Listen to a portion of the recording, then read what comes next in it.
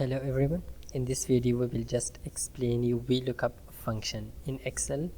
VLookup, as from the name suggests, that V means vertical, lookup means to look and to search for that. It means it will search and it will find the values for you vertically. So now we will just explain you the function, the structure of in the syntax of this function.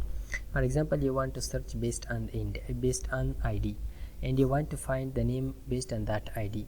So in this function, in this cell, okay, in this name, here we will just write our query function like this, equal to, then VLookup. After VLookup, we will select that search, that cell where we want to search. We want to enter the searchable data. This is our cell that we want to search in this cell, comma. After that, select your data. This is our data. After selecting the data, comma, then select the column, and which column, it means vertically, you want to search for that. We want to search, for example, name. So to search name, we will enter 2. This is the first one and this is the second. If you want to find a department, then enter a fourth. If you want quantity, also just enter the column name. We want to find the name, so we should enter 2. After that, here we have two values, 0 or 1, or true or false.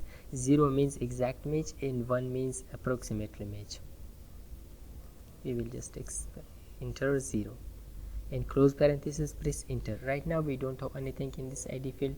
Let's write something, for example 1001. Press enter. See, Salim has came. This is the first value will be find for you.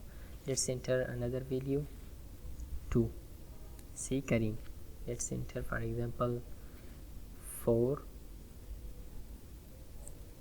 Enter. See, Kabir has came to us. So this was the usage, the simple usage of VLookup function to search vertically the data. I hope this video was helpful for you. If you like this video, don't forget to subscribe our YouTube channel. Thanks for watching.